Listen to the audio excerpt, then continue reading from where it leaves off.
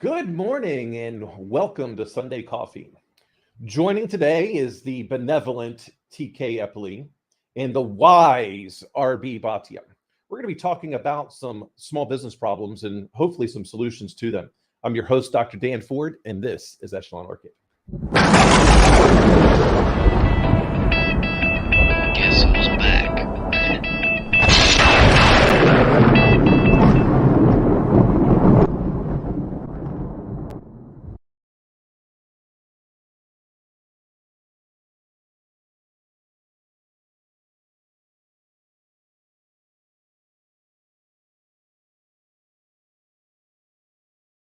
The camera. I thought it did, and then it lost it. I need to make my intro a little bit longer so that way I have more time to switch everything back and forth. I'm sure we'll hear from Stoney soon if we have any audio visual discrepancies. Yes, of course. He is our he's our QA guy. That's why we love him. Oh yeah. Well, I mean that's one of the reasons. Also, the fact that he makes really bad corn liquor. So, all right. So, I'm kind of jealous, Dan. You sound kind of jealous of his whiskey making skills. No. The missus makes better whiskey than him. And it doesn't burn when you drink it. So it's also a plus there. It doesn't curl your nose hair. Yeah. All right. So, I found this article, and this article is by this guy named Guy. I think he's pronounced his last name Lazari. Hopefully I did it. Hopefully I said his name correctly. But it was kind of,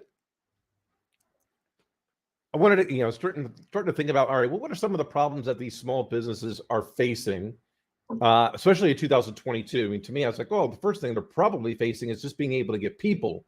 But hey, I don't know. Let me see what kind of articles are out there. And then there's a bunch, but this one had a pretty decent outline. I don't necessarily know that I like all their action items. Some of it seems a little bit self-promoting, but hey, it's 2022. You got to promote somehow. So I guess overall, RB, what did you think of the article? Any thoughts come to mind? I actually didn't. I that was from last Wednesday. I didn't read the article. This is a new one. It was in the email. In construction, we work a lot with small businesses, and that's part of the mandate to promote, minority and women-owned businesses, veteran-owned businesses, service-disabled veterans. So having worked, and I've done a lot of small business work with the federal government, and what I found from working with some of the compliance officers, both on the government side and on the private side, is that the real challenge today is that there is a shift in how we engage with employees. So getting talent is a huge challenge for small businesses. The other is that cash flow problems have become exacerbated during COVID. So a lot of small businesses that were doing relatively well, or they were just hanging on, they've had problems in post-COVID to try to get back on track. So it's a real challenge. At the same time, the government is promoting small businesses, as they should. And so now how do you strike that balance? And as a larger business, when you're hiring small businesses, how do you gauge whether they are stable or not? Because you're tying your fortunes to them. I'll say this: the government has the government in no way can lift their pom-poms and cheerlead for themselves on how they deal with small business. The simple fact that Congress has one effing job, and it's to pass a budget every year. Every time there's a continuing resolution, which we do it every year, you screw over small business. Khaki, Booz Allen, every one of the big defense contractors, they can absorb $10 million a week, $10 million a day in losses because they know the minute the CR gets signed, they're going to get their money back. And they have the cash reserves to do that, right? And especially when you start talking in cyber, all the innovative work in the world is being done by small companies. And you can have the defense innovation, you can have everything. It still doesn't solve the basic problem that when we're teetering with the budget and how we deal with defense in particular, none of those little small companies are going to get paid, right? And they can't absorb it. When you start talking about how, with a cybersecurity company, for example, and you got to go get certified by the NSA that this software works correctly. The method by which they do it is expensive and it's anachronistic, right? So all of these small businesses, they're not hanging on by a thread. They just know what ballpark they play in. And that ballpark is, I can't spend $1 million to go get this security test to get certified. If I can't get certified, I can't sell, and it becomes a chicken and the egg. And especially with software, there are ways, and I've run around the block with folks from the certifying people at the NSA on how this works in conferences, and they're like, yeah, we agree, we got to be better, right? So the bigger problem isn't, are they liquid? Do they have can they do the job? It's like, hey, you have to understand that they're big enough to get the work, but they're not so big to have cash reserves where they can just wait around while big companies, because big companies the problem is everybody sits in a room and wants to have meetings and there's no action, right? There's a lot of spinning of wheels, but there's no traction. And that lack of traction will put a small company out of business. Well, this gets into two of the problems that the guy over here is talking about. One is financial management, and the other one setting a vision for the future. As a company, if your core business is going to be dealing as a contractor, as a large part with the federal government, then you need to understand the devil that you're playing with.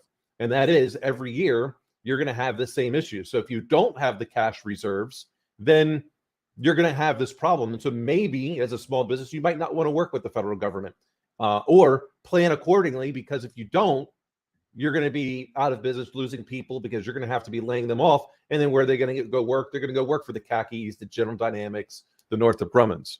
So, right. I really think the second part, setting the vision for the future, this makes it easy.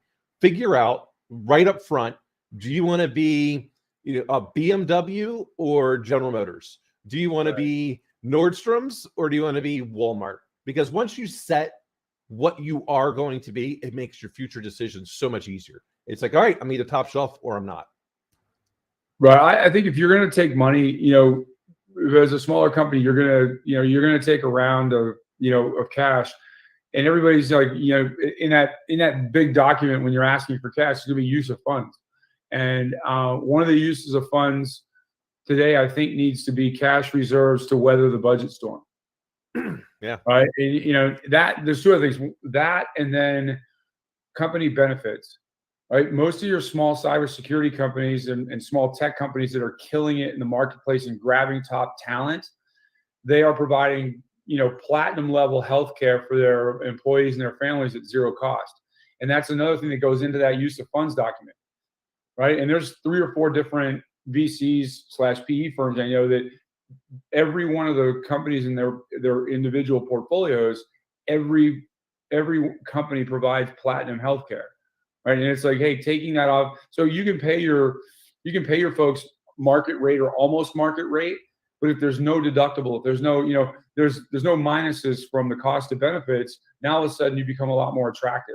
TK, right? You just nailed it. I think in the technology space, companies can pay market rate, but they should look at the benefits, because today, especially in technology, hiring people is one thing. Retaining people is really tough. And you've got, so in the software recruiting space, you've got companies like Amazon and Google that are setting the high bar for salaries. Amazon just announced that they're doubling the maximum salary range for their employees from like 180 to 360. Well, what that's doing is it's not only raising the ceiling, but it's raising the floor for software engineers.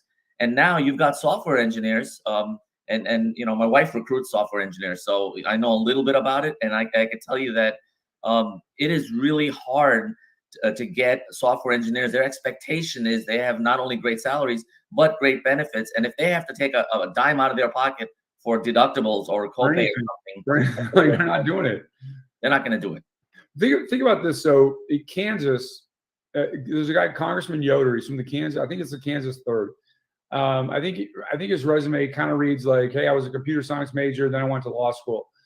And he's big on the, trying to pass legislation for internet privacy and things like that. One of the things they realized is, hey, you make 200 grand in a year as a young engineer in San Francisco, you have no lifestyle. You're barely able to pay for your bills, right? So, and I love the name of this. They're trying to entice businesses to go to Kansas, right? And they call it the Silicon Valley, right? And I think that's but what happens is a company like Google, like, well, hey, the cost of living in Kansas is almost nothing, so we're going to pay the engineers less. They're like, no. We're going to get, being a software engineer, especially post-COVID, I'm wherever I'm at. Right. I'm working. So you're paying me for results. You're not paying me for geography. Exactly.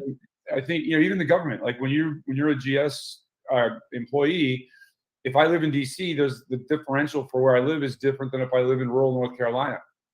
That's going away now, and it's based on what you do That's excellent. Yeah, what value you provide the company. And what that'll do is that will eliminate some of this arbitrage. Like it levels the playing field. You can live wherever you want. Right. Well, and as you should, and I've talked about this on a couple of shows now, the old school employers like Goldman Sachs, JP Morgan Chase, they told everyone, come back into the office, and only 50% showed up. And that is just, they're not really reading the room. Like there's very few. He said, kiss my behind. Yeah, very few people need.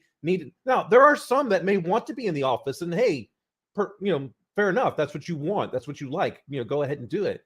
Others want the freedom to be able to manage me to my results. Don't manage me to how many hours it took me to work. Yeah. And as you start looking at this, some of the companies that I've been talking with and consulting with over the past couple of years, this is a very interesting trend. People aren't really looking at the benefits package ahead of time as to what they're really getting, and they're only focusing on salary. And so these companies have started saying, hey, well, what we've had to do is we've just lowered the amount of benefits we're offering employees so we can give them the salary that they want, because the people coming in aren't looking at this. They're not looking at that as, well, here's my total benefits package. They're only looking at how much money is going into their other paycheck. Let's look at how disadvantaged small businesses are when they're competing with larger businesses for talent, because smaller businesses sometimes cannot offer those benefit packages, let's say. The other is more of a societal problem and then we have to deal with this at some point in our country, right? Daycare, childcare, husband and wife both working, and there's a weather event, school gets delayed. Somebody is not going to work on time. Now you could get fired. People could lose their jobs. So our entire society, we have not recognized that we have to have a system where families are not penalized because they have children, and that's the world we live in now in this country. You are penalized if you have a child. So I got a question for the both of you, since you both have children, or at least actually, RB, I don't know if you do or not. I've never really asked you. Yeah, I have a daughter. Okay. I was like, I don't really know if you do or not. I have children, but I actually don't know. There's been we have this this young lady, and I'm going to be doing my monologue show tomorrow, kind of about this, who has alopecia so bad that she's basically been bald, and she committed suicide. With the amount of bullying that's going on, I'm wondering if and I have nothing to relate on this, but I wanted to know what you thought. Do you think because of the amount of 2-parent incomes and not being home is increasing the amount of bullying that's going on in schools today? It's tough. Go ahead, Robbie. I don't even know if there's any data. I have no idea if there's any data. I don't know know idea. Data on that, but I think that let's look at it from a different perspective. Social media and the ability of kids today to just get out there and publicly trash somebody, or they're pressured into some behavior where they would do something that they wouldn't do in person, but they would malign somebody. And children are not equipped to deal with that, right? And adults are not equipped to deal with that. If somebody destroys your reputation and you got to walk back into school and you've just been outed for something you did or didn't do, and you have a lot of pressure on you. And I think social media's impact is probably something that we've got to look at. Are we giving phones? At what age do you give your child an iPhone? Or I mean, is there an age? I don't know. Or social media? Well, I would never give them an iPhone because I feel like that's torture. But so I do have, and for me, it's when they're going into the 6th grade, because at that point they're going into middle school. That's the rule that I've had with my kids. I'm like, sorry, you don't, not getting it until 6th grade. You're going to be in middle school, and so now you're going to be, you may be having to walk to school at that point, and not as much supervision. Uphill both ways. Yeah. And the thing that I tell them as well always is that the phone's not yours. The phone's mine. You're going to put a password on it. And if we think there's an issue, we're going to sit down together and we're going to go through it. So just understand anything goes on there. And if you refuse the password, then because I'm not going to ask you for your password. You're going to put it in. You're going to have your privacy, but you don't get full privacy until you're out of the house and no longer on the payroll. So it's my phone and we'll go through it. My oldest son didn't want to let his mom go through his phone one time. I kind of realized the reason why, but I said, well, the consequences. And he's like, well, there's nothing you can really do. And I just kind of chuckled and I said, I've taught you everything you know about mobile security, but not everything that I know. And so I remotely wiped his phone. And he was a little upset. And I'm like, well, sorry, those are the rules. Nothing you can do about it. And he was really, because he'd been going through all these things. I said, you only learned the offensive stuff. You didn't learn how to defend. And for my good man, I have to develop this little piece of technology that that kind of blocks those things. I think when you talk about technology and kids and kind of, my daughter goes to a Catholic school and it's a smaller school. And, her German teacher one time said, half the boys at school love her, half are petrified of her, and that list changes daily. Right. So all kids are different. Right. One of her classmates who's upper middle class home, ran away from home because her life sucked. Right. And I do that in air quotes. Right. And it was horrible to think about because was her life perfect? Absolutely not. Right. But nobody's is. Right. And so how do two people that are roughly in the same social strata, everything translate, two young people translate what is how life is coming at them. Right. And it's and I think, with the private system to a certain extent, there's uniforms, right? I think one of the hardest things, and it's particularly hard for girls, is like, in public schools and some of these other academies that are out there, it's a fashion show every day. Right. And so there's social stress of, well, they got this handbag, they're wearing these shoes and everything like that. One of the great things about Catholic school, and I'll ask my daughter's friends that didn't go to high school in the Catholic system, they went to the public system, what's the one thing you miss about Catholic school? And they always say they miss the uniforms because it takes away a great deal of things that cause angst, especially with girls. Like guys don't care, like they'll wear whatever, right? Then it's like, good luck, it's clothes, I don't care. Right. And I think when you start talking about the pressure to be, right, in air quotes, a certain way, a certain thing, how can I remove a lot of that pressure? Well, it starts with, hey, everybody has to dress the same. Right. Everybody, the thing. And so we're all in this together. Right. And I think there's the free for all. Sometimes it can be public education. I don't mean that in a bad way. Right. There's, within the Catholic system, there's very defined rules of what goes on at school every day of the week. And I think that structure leads to, at that age group, leads to better outcomes, even if the kids don't realize it in the moment. Like they feel like, oh, you're stealing my life. I can't do this. I can't do that. Well, great. When they go to college, when my son went to college and his buddies were over at the house, freshman year at Christmas time, I'm like, hey, how's college going? Sure, it's easy. Well, do you think it's easy, or do you think you were well prepared? Right. At what point do you just say, hey, we're going to let you roam, be feral in your activities? Well, be feral in your activities when you're in college, where it's the whole college experience is you're meant to be able to make more adult decisions or semi-adult decisions in a fairly autonomous but closed group environment. Right. That's the next step. Right. There's hey, I got graduate high school. I'm not going to college. Boom. I'm 18 and I'm out in the world. That's a hard way to jump out into life. the way to slide there on, you know, with baby powder on your butt and nice oil on the ramp is to go to college. And that is where those things open up. But Dan, when you're talking about with phones and stuff like that, you're right. I'm the same way. It's like, no, it's not your phone, it's my phone. You know how I know it's my phone? Because I pay the bill. Yeah. Yeah. You know, you don't want me to have access to your phone, you start paying for it. Makes sense. I mean, yeah, and I know that there's a lot of parents that look at it otherwise. I just happen to know what goes, you know, bump in the night with technology. Yeah.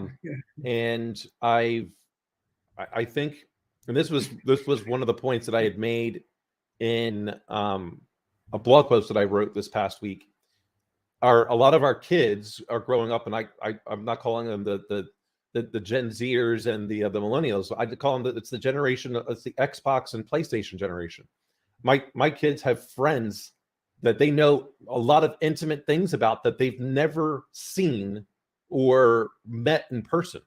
And that's about half of their friends are made up in this virtual world. And so when people say you can't build meaningful relationships in a virtual world, I'm going, well, you're not looking at the generation that's coming next, because they have, and they continue to build those relationships. And they have, which is really quite interesting, they have just as many, you know, kid fights with their virtual friends as they do as the ones in person. They still do childish things, and then eventually as they get older, those less things, and they have a clique group of, these are my friends that we play games with, and these are my friends that are in person. But they've built up these meaningful relationships there. And I think when you start looking at small businesses, they can have an advantage of hiring people all around the country in that virtual space because they can afford to do so. We don't stop thinking about building a business like these large companies that are having this mindset. As much as I hate Elon Musk and his sort of thing, what he does quite well, that aspect of SpaceX, Tesla, I think is a disaster, but SpaceX I thought was brilliant. He said, what do we know about building rockets today? And said, okay, we're going to build based on what we know today and not iterate. These small businesses have that advantage. Hey, today is a virtual world. Today is a hybrid world. So let's build our business based on that, not some brick and mortar infrastructure. Well, I think what you're saying, Dan, is you have people in leadership positions that are making decisions that are in their late 50s, and they're pre-video game people, pre-online people, right? They went to college with typewriters. And now when they say you've got to be in the building, they're saying it to people who have the ability to create relationships via the internet, right? And then they're comfortable in that, right? And you know, think about how much money you save by not having to have, by cutting down. If you cut your office space in half as a company, how much money are you going to save? Huge, right? I mean, that's one of your other than salary, that's probably your next biggest expense. I wonder at what point do we think that some of these buildings, because people still see, they still hopefully will go out, do you think are going to be eventually just like, you know, facades? It's not, there's nothing in it. It's just an outer shell for advertising. Right. Well, look at REI. Right before COVID, REI built this massive new eco-friendly, you know, headquarters in the woods somewhere in Oregon or Washington or something like that. Beautiful, unbelievably, like to look at what I've seen on the internet is a beautiful facility. They realized that they don't need it. So they built it, and then now they've sold it off to another company that feels they need it, because they're like, hey, we can do whatever we're going to do remotely. Because I think the only time that you need to have a physical presence in an office space is if you're manufacturing a widget, whatever it is, right? Because if you're building a software company, I don't need everybody in the office. Well, and I think that's even also a temporary phase as well, because as robotics gets more and more robust, all I need to make sure is I have a couple of people on site that can fix the robotics. Robots, right? Yeah. I mean, we found out with 3D printers, right? When they go wrong, we got, you know, like, oh, you know, those things are automated tasks every day. The 3D printers are going during work, and then we make sure we start a task that's going to take 12 hours that we work overnight. So right? Completing the circle for small businesses, one of the things that small businesses, I think, they're starting to recognize, and they will, you know, is that they have to look at what they're good at, right? What is their core competency? Yep. And just like a large business and any smart business leader, we are going to focus on what we're really good at and subcontract out the rest. So maybe they don't need that many direct employees. I know when I worked for a real estate development firm, we did big projects. We had 9 employees because we subcontracted out everything: design, construction, procurement, legal, everything. And if small businesses start thinking about what value people add and having key people as employees, but everything else could be either as subcontractors or a pay-as-you-go. And then, so is there a business opportunity for other small businesses to provide talent? I'm not talking about like a temp services talent, something beyond that. What does that opportunity look like? Well, think about, like, typically if you were to go to a party with a bunch of millionaires, the one that's probably the wealthiest in the room is the one that does waste management. Yeah.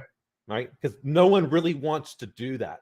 So if you just want to, now, if you want to be a small business owner, you want to, there's a niche, do the things that no one else wants to do.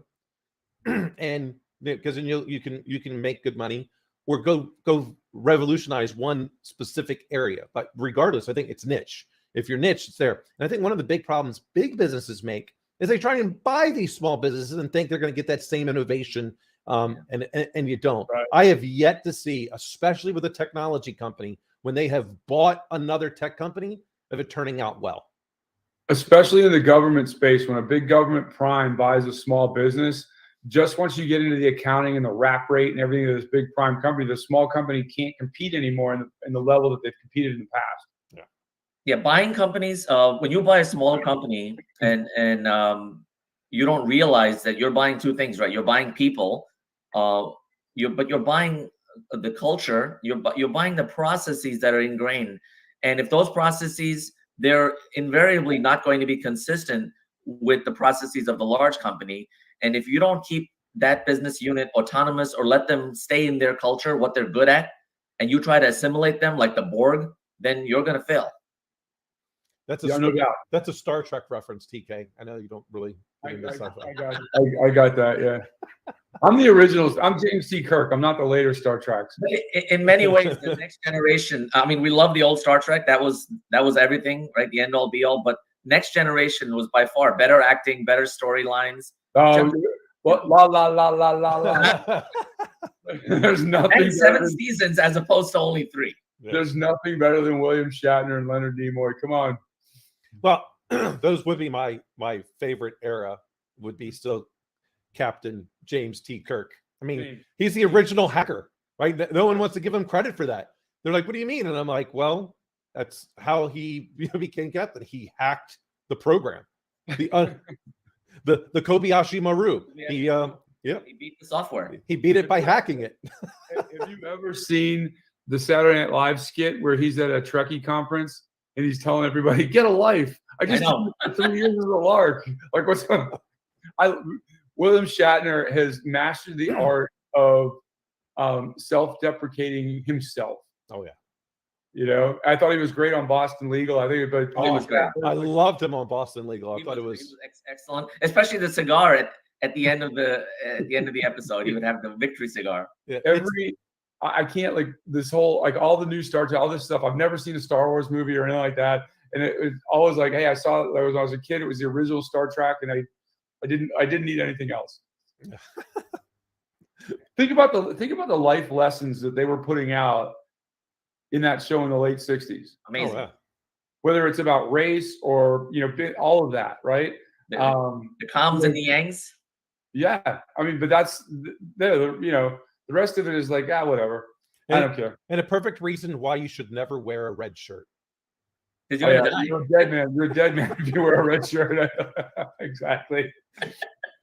4 always beamed down, 1 died. Yeah. The guy in the red shirt's going to die today. Yep. Security, right? That's the security guys. Like, they're always going to die. Dan, is that the IT guy? Yeah, it feels like it most days. It's so interesting.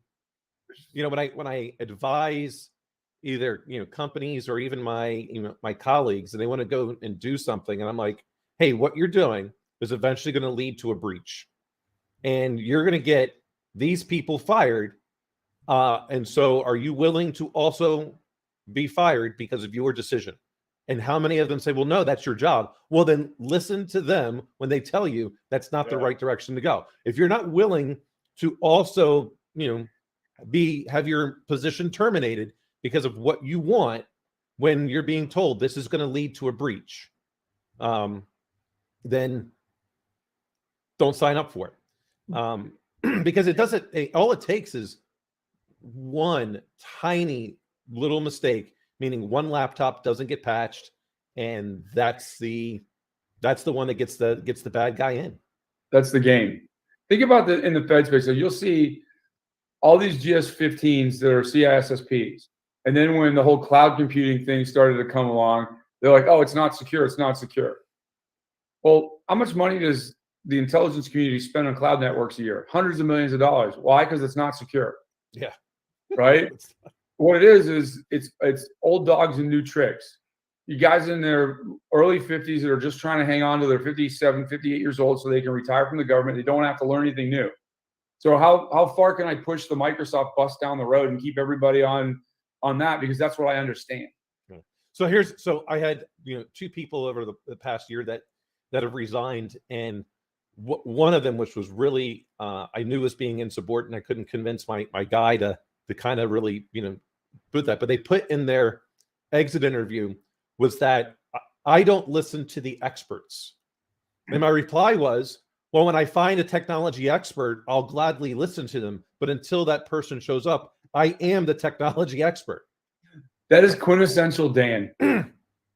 That statement was like happy to listen to them, but they knew exactly where you were going. Yeah. And I'm going, like, one of them said, well, someone asked me as part of it, well, what makes you the expert? And I'm like, well, which certification do you want me to bring up? Which diploma do you want to see? Which technology? Right. Right. DSC, and then we'll go from there. Right. And I said, go and ask like some of the people, like I said, I have opinions. And if we're just talking opinion, and I don't have to, and I'm not the one doing the work, then we'll go with your opinion.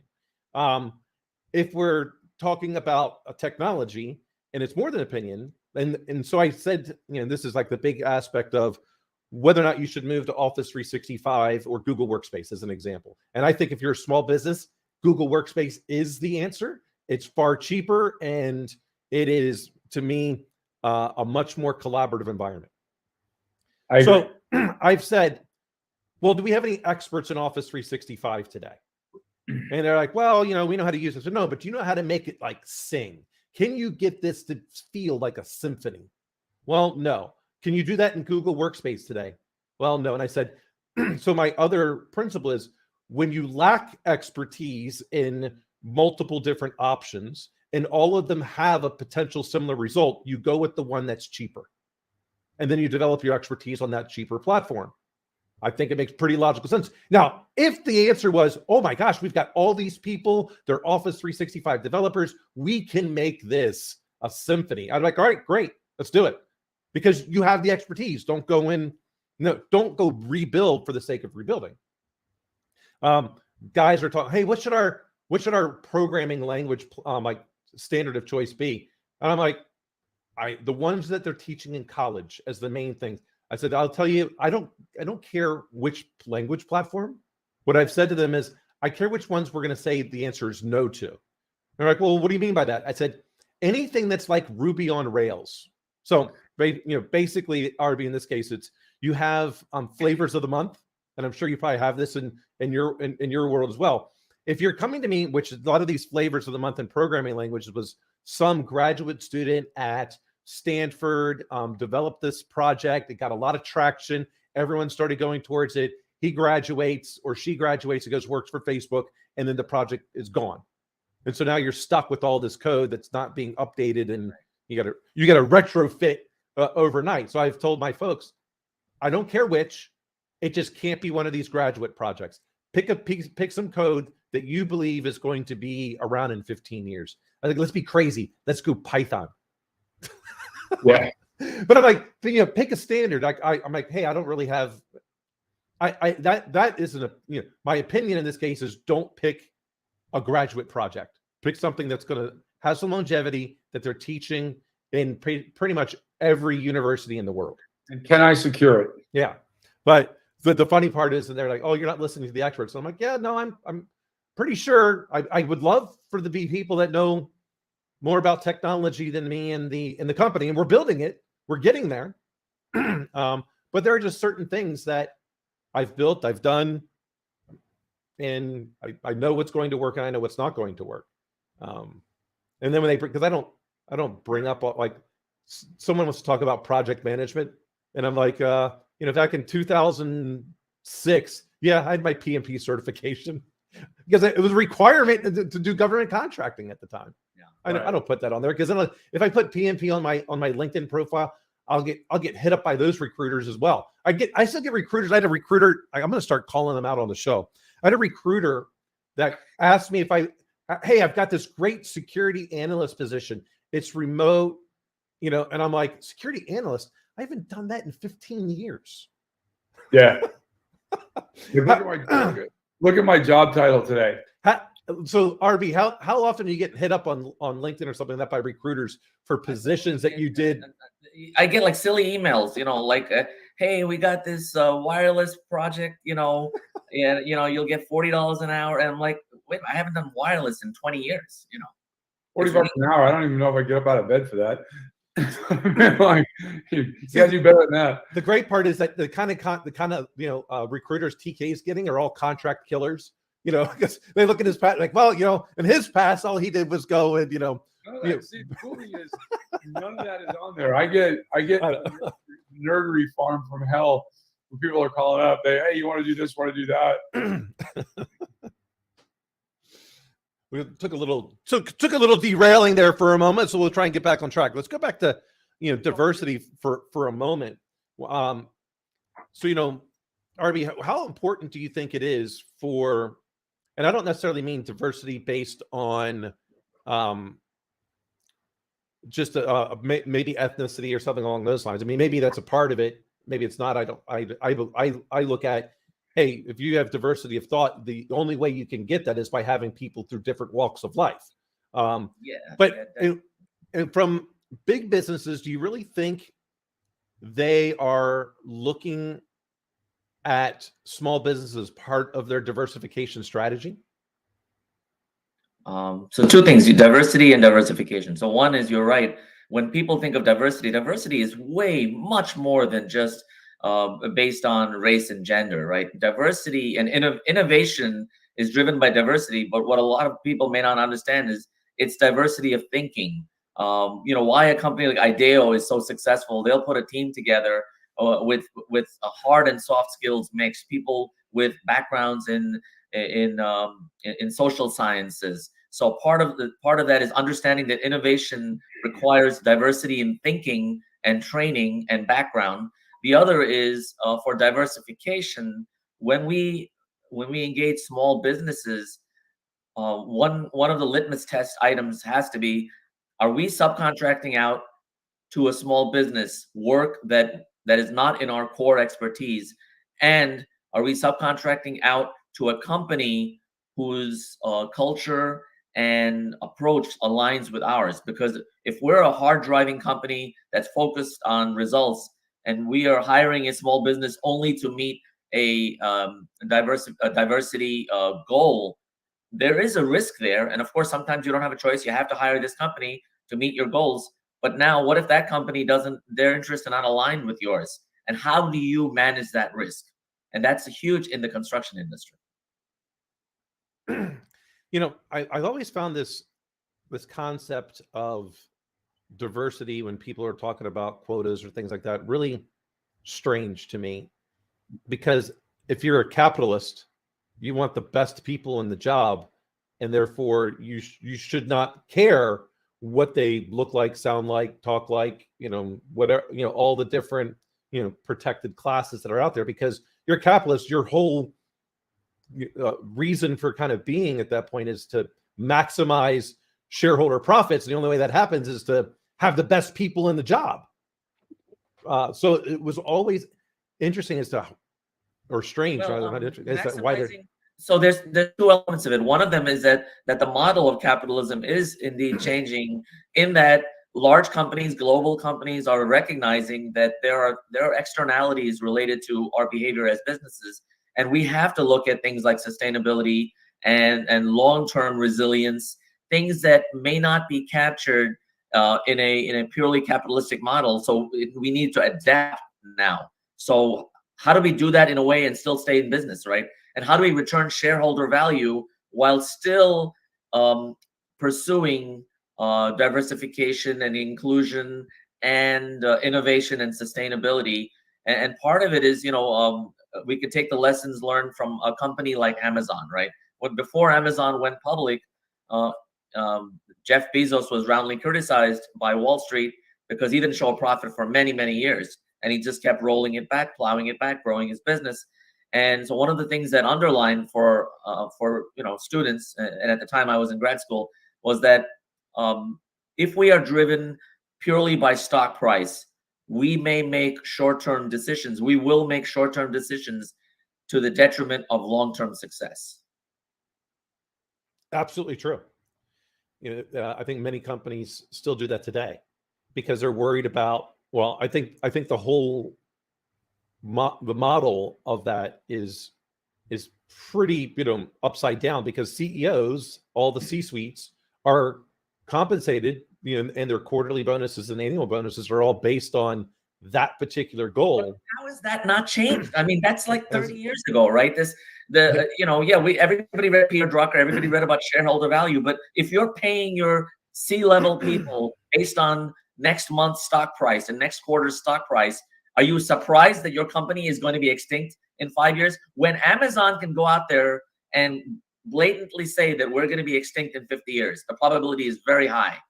When they can say that, then it takes a lot of hubris and complete myopia for companies and boards to continue to incentivize CEOs based on stock price. Well, and it also comes back down to this piece as well, that CEO saying, hey, look, I took this company and they weren't making that much money. Now they're making X amount quarter over quarter growth, because the CEO is going, I'm only going to be here for 3 years, and I'm going to go on to the next bigger company and do the same thing, because that CEO is also really just in it for him or herself, and looking to just keep rolling that over and over and over. And again, as much as I hate giving Elon Musk credit for anything, he's done that same thing he's not making money at Tesla.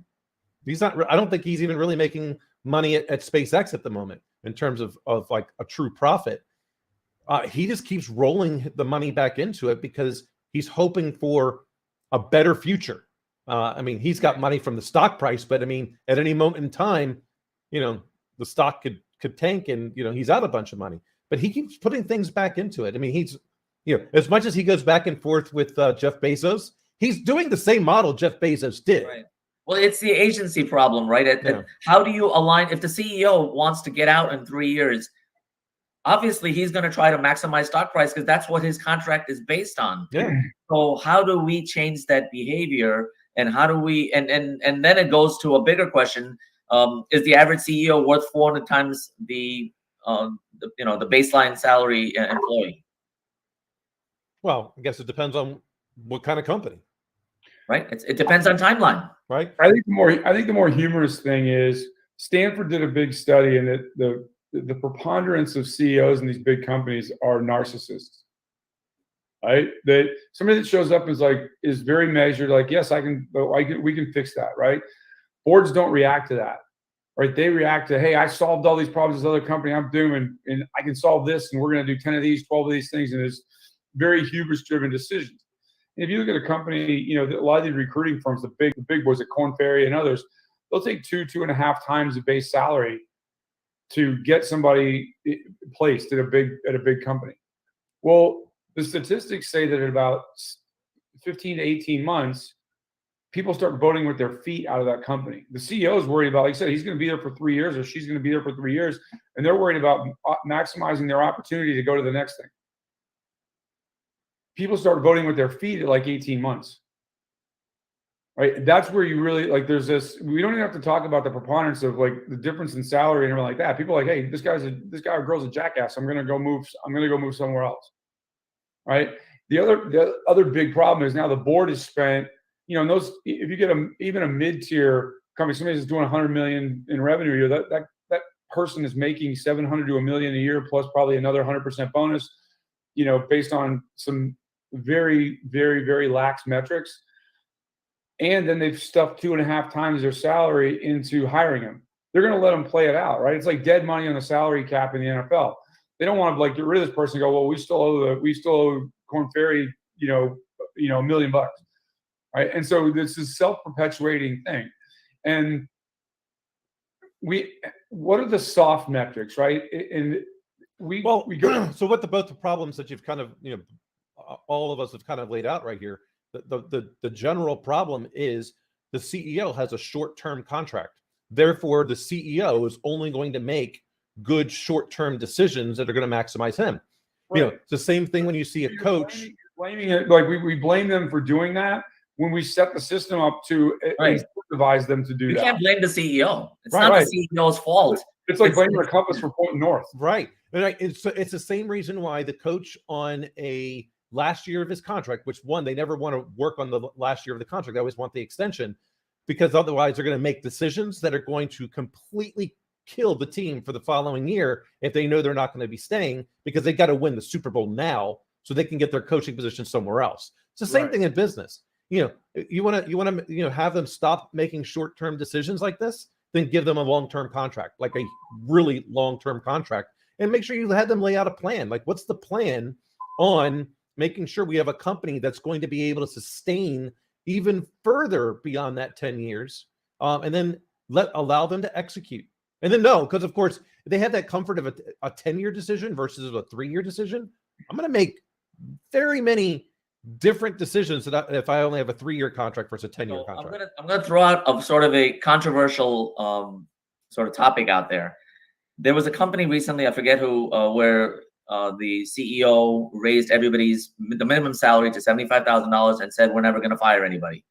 He wanted to maybe experiment with this idea that if people knew that they could never lose their jobs, that maybe they become more engaged and to start thinking long-term. What's your thought on that? And how does it parallel with the government? So if you work for the government, you can't get fired. You're in it for the long term. Can the private sector learn something from it? And is there a value to giving people more certainty in their employment structure, or does that work against the principles of capitalism? I don't think it's going to work long term for a couple of reasons. First, I don't believe in a minimum wage, for that matter. I believe you let the market decide your worth, and you're a part of that market. So I believe one of the things that companies fail at is they put a cap on what you can potentially make at that particular company. Like, we have these different salary grades. Like, sorry, you're an S4. The highest you can make as an S4 is this. Well, if that person at S4 is killing it, pay them more. I also think like if people are comfortable, then you're not going to innovate because you're comfortable. Well, I'm going to share something very interesting with you. Many years ago, without naming any companies, there was a downturn, and all employees were given a 10% pay cut. And you know what? And I was debating, like, is that the right thing to do, or is it better to get rid of 10%? And it seemed to make sense. And what I did was reduce my hours by 10% and took a side gig.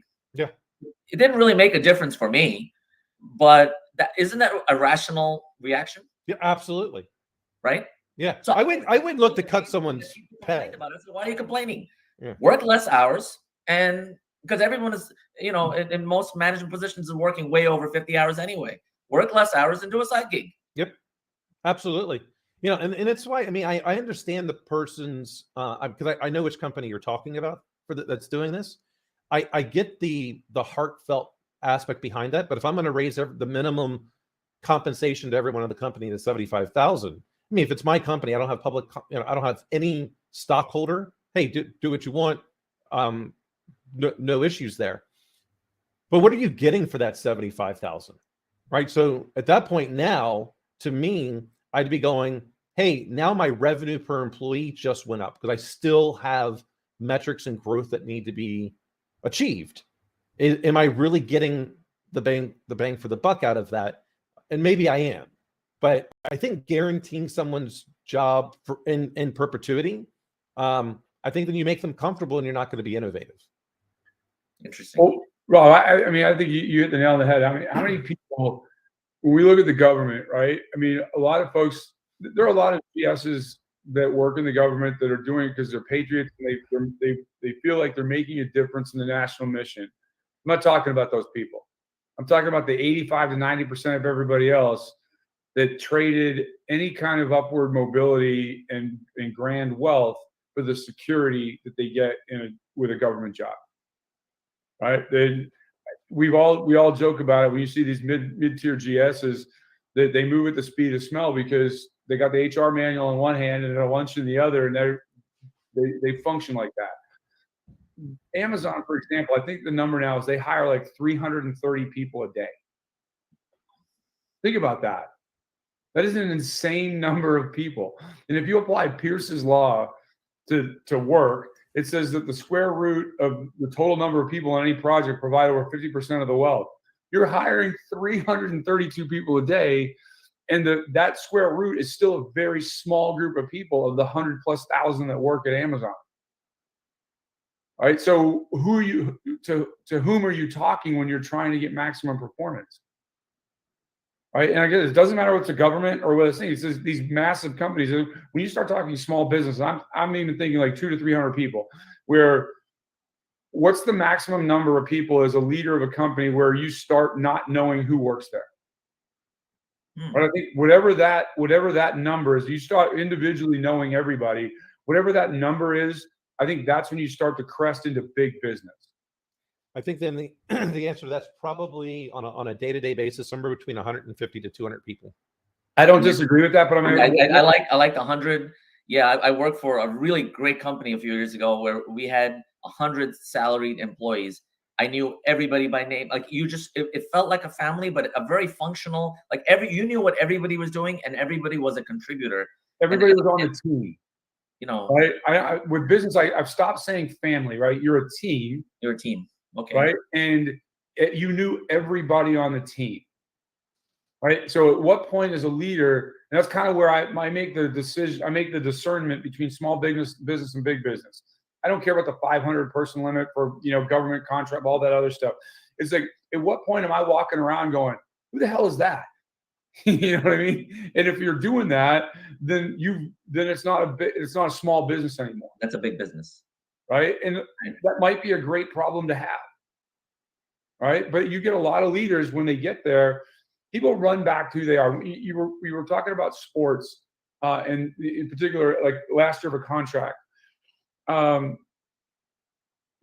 NFL gets leadership correctly. They nail it. If you're a great offensive or defensive coordinator, you're going to get a job. You're going to get an opportunity to be a head coach. Right. If you suck at being a head coach, you're going to lose your job. Unless you're Eric Bieniemy. What's that? Unless you're Eric Bieniemy. Oh, don't get me started. Okay, hold on. All right, I'm back. I don't understand how this guy's not getting a head coaching job. Exactly. I don't understand how this guy's not on the sideline as a head coach. But that's, like I said, it's a whole different discussion, right? If you suck at being a head coach, they're gonna ask you not to be a head coach anymore. But you're going to go back to being either an offensive or defensive coordinator, and you're going to do it at a premium because now in a pinch, you have head coaching experience. You might be more useful to the actual head coach. But except that the only difference there, I would say, is you're not going to get asked to go back and be the offensive or defensive coordinator for that team. No, I got it. I totally got it, right? But the net is, in business, this is rising to your own level of incompetency. Right? I have a great VP at a company. I'm a great COO at a company. Well, then I go and I become the CEO and I suck at it. Well, now, like I said, somebody's invested maybe 2 years of base salary into hiring me, and now they're stuck with dealing with that because they don't want to have dead money rolling around out there. Hey, isn't what happens when you suck at the CEO? You go and be the CEO of the fifth best firewall in a 2 firewall race. Something like that. Yeah, exactly. Yeah. I'll fill you in on that joke on Wednesday, RV. You lost me now, Dan. I'm good for the rest of it. but getting back to that aspect, I really think, I think a better incentive to me for employees, for executives, the company does great, even if your division does great, and go ahead and pay them. Like, give them the big bonus. Give them whatever it is that they value, because maybe some people would rather say, you know what, I would never have gone on that amazing 10-day cruise to Australia or whatever. Well, if that's what they value, then go give them the experience, and it's still bonus, so to speak, and taxable.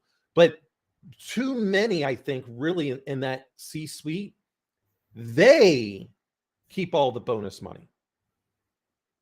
They're already making really, really, really good money. And do they deserve a bonus? Absolutely, because they're nooses in the neck.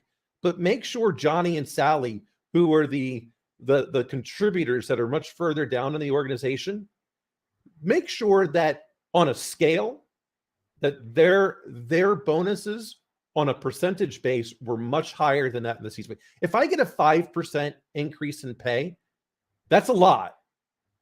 Well, 5% of that person down below, not that big of a deal. Make it feel like a lot to them. So you killed it that year. You know what? What's the difference? And I really just, if I ever get to this point, I don't know what the difference to me, if whether or not I got a $500,000 bonus or $1 million bonus. I'm already making at that point probably really good money. Why don't I just go ahead and take that $500,000 and start distributing it back down? I don't need the extra. I mean, I shouldn't. I would hope, because I'm already making really good salary, that I would the bonus wouldn't matter. I would even just forgo the whole bonus at that point, because I need those people that are down there that are performing. I don't want them to ever think about leaving. But I go back to the Stanford study, Dan. Yeah, we're in this business of hiring narcissists that end up being the CEO of the 5th best firewall in a 2-firewall race. That but he went to Penn. There's a big, so there, you understand. No, I mean, you think about, like, in the company, one of the companies that he was involved with, from one of the other folks that worked there, when they got done distributing the money for the sale of the company, there was $4 million left over. He scraped it off the table for himself. Yeah. Right. It's so you're getting to a point, you're saying, hey, I want to have some gravitas about what I'm doing. I want to grow the business. I want to take care of everybody. But the preponderance of evidence, both, from a fine institution like Stanford and other business things, says, hey, the people that have the ability to scrape the money off the table and put it in the bag are going to do that. Right. And TK, you're right. most people, almost everybody I know, people I love, people I don't love, they're all about the bag. That's sad, isn't it? Right? It is. I mean, there are people that will turn their back on you every minute of the day because they want the bag. Right? And you start learning who people are, good and bad, right? You start knowing, like, hey, I can't count on that person. Why? Because if there's money involved, I'm a non-person. Right. Right. And this is what happens. Yeah. Right. You're right. And I'm not saying, here's the thing, if you have the opportunity to go out and make. I'm not begrudging anybody for grabbing everything and grab. But when you have the opportunity, when your opportunity to take care of people, whether in the micro or the macro, you don't get to pick when that is a lot of times. Right. Well, you're right, TK, that and this is what I find humor in everything in life, because it's just a funny universe we live in.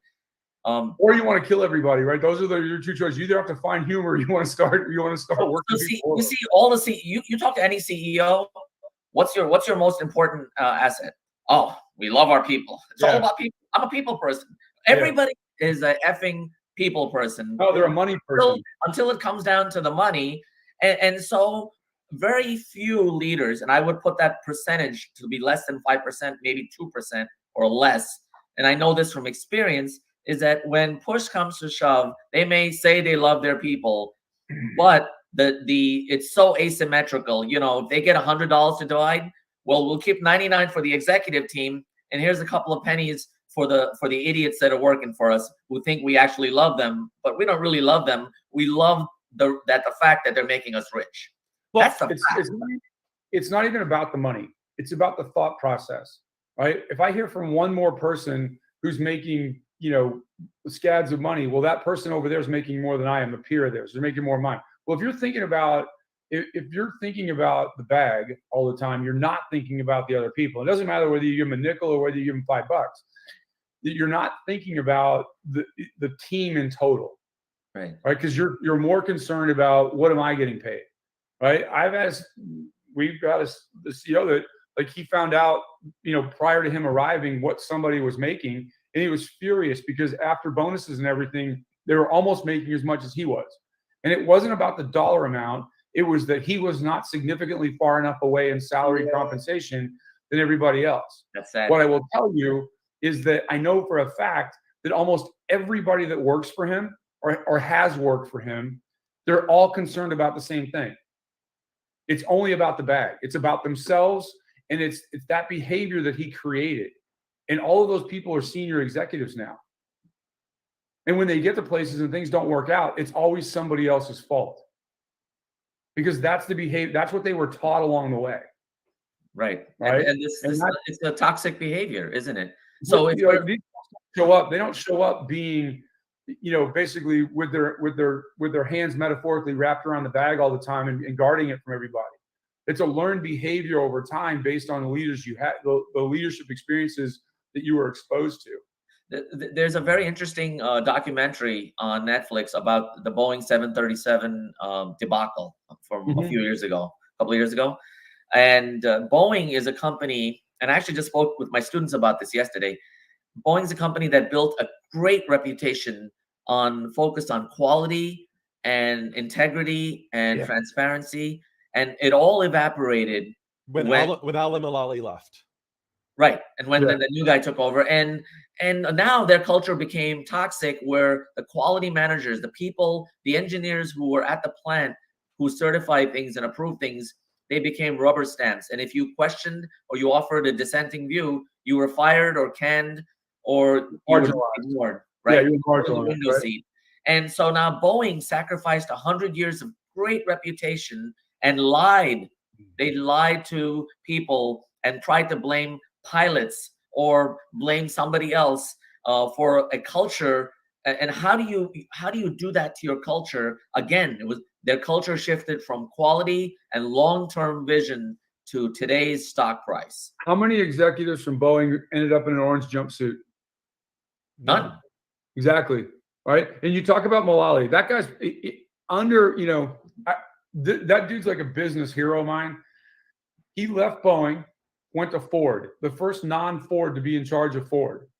He foresaw the crunch of 2008, 2009, leveraged everything up to and including the Ford logo. Somebody else would have owned the Ford logo if he got it wrong. And when he went to DC, I'm a C-SPAN nerd. I love watching these big business leaders go there and deal with Congress, because your average congressperson is so far out of their depth trying to make their business leader that they just make them look dumb. My only person more favorite to me than Mulally is Fred Smith, who's the CEO of FedEx. Oh, he's fabulous. Yeah. He shows up with a whipping post every day of the week when he goes to Congress and wears them out to the point where they're just befuddled. They got to go cry in the corner, right? But when he went there, the legend is when he first got to Ford, like the Ford employees, some of the senior executives were talking down to him, like, there's 3,000 unique parts in a car, but you'll get a handle on it. And this guy just came from Boeing. He's like, there's 123 or whatever thousand unique parts in a 747. And by the way, when a car crashes, it doesn't end up on the news every night, right? So he had a unique understanding of his business at Boeing and what the public perception could be when you got it wrong. And that informed him to make great decisions at Ford. And how it started was they had the weekly or monthly executive meeting, and everything showed up on the Gantt charts as green from everybody that reported to him. He's like, we're $4 billion a quarter. How the hell is it all green? Right? And over a couple meetings, people were still really reticent, because that's what they were, that's the folly that they had been used to, was, hey, we're just going to tell everybody it's great all the time, even though the metrics say we're losing our ass. Somebody finally put a yellow line on a Gantt chart. He promoted him. right? That's when you start thinking about, hey, how do I incentivize people to do the right thing? It's when somebody does the right thing, even if it's counter to the culture, you make a big deal about that. Absolutely. Right? I mean, you know, when I love the, like, Congress are like, you know, when he goes down there with GM and Chrysler, and they're like, well, what do you want? He goes, I don't want anything. So why are you here? Because I don't want these guys to screw up the industry for me. So I've got to represent the people that weren't stupid with their money. Right. And I mean, you even look back in the 70s when Lee Iacocca took over Chrysler. Right. I mean, everybody, if everybody remembers correctly, it was a big thing that the government was going to give a private business money. You know, it was the first, you remember, like in the 2000s, it's too big to fail, right? That was the first iteration of that. But Lee Iacocca was smart enough and understood, public perception enough that not only did he build a great car, he built a great saleable car that put the money back, put the business back on track, but he paid the loan back with interest early. How many companies today, when they get a big bucket of money from the government, are concerned about that? They're not, because the government doesn't hold their feet to the fire. Even down to the point where you got people going to medical school and dental school for free with the proviso that they're going to go work at Native American reservations or underserved communities. When they get out, they just bolo on it and they go to work at big hospitals and they make a lot of money, and the government doesn't chase them down. So when you start talking about Boeing or these big malfeasance cases, okay, go do that, because what's the long-term penalty? Okay, you get a little bit. Does anybody show up at Delta Airlines tomorrow and go, oh, you're flying, this is a Boeing jet, I'm not getting on it? Yeah. They're not. They're like, oh, whatever it is, I'm gonna hop in it. Right? Yeah, it's basically good luck, because almost all of them are Boeing. 737 MAX is probably the safest airplane in America now because they have the most scrutiny, right? Like, I want to get on one of those, right? But like Fred Smith, they were trying to tell him that he was going to have to unionize, and it was your typical all the union rabble rousers, right? Because UPS is sitting next to him, and he's like, "Look, I can't help it. They're a 100-year-old trucking company. I use the laws and the rules that you guys have outlined to build an airline." He goes, my pilots are unionized. They're the best compensated pilots in the world. And because he went out as an airline, the trucks and the delivery mechanism is a supporting mechanism to the airline, so they don't have to be unionized. Well, UPS is losing out. The benefits that FedEx pilots and FedEx employees get are markedly better than the union negotiated thing. But basically, like, they were trying to coerce him into saying, you will unionize. He's like, I won't. Right? And as a business, he's like, I'm not going to do that. And he finally said, look, I've got an order in for $11 billion worth of jets from Boeing. If you make me unionize, I'm going to go buy them from Airbus. Nice. Because he knew the Aviation Machinists Union was backing the Teamsters. The next day, the Aviation Machinists Union is like, Teamsters? Who are the Teamsters? I don't know those guys. Because they're played by their rules.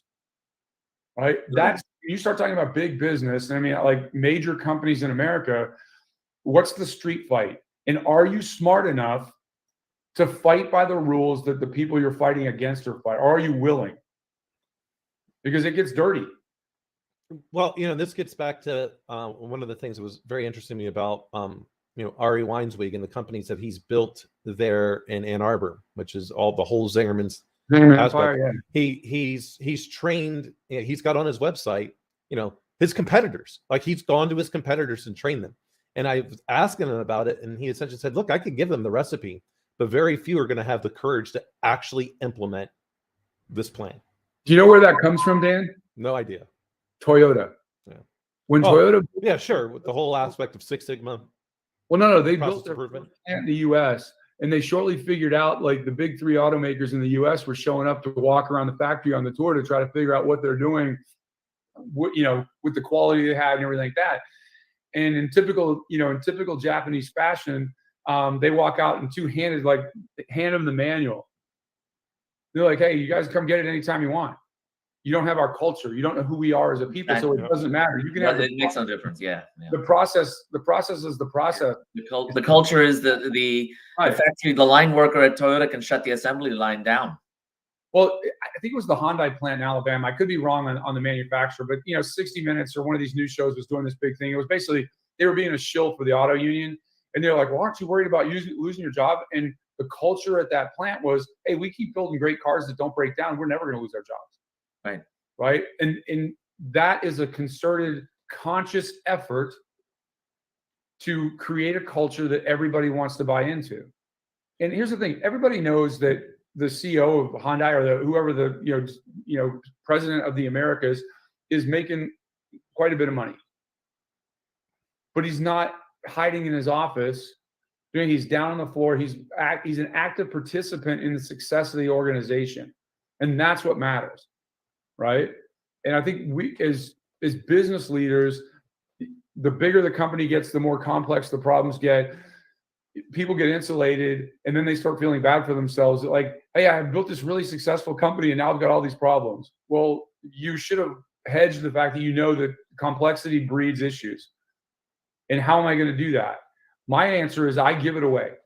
Right? You've got authority and responsibility.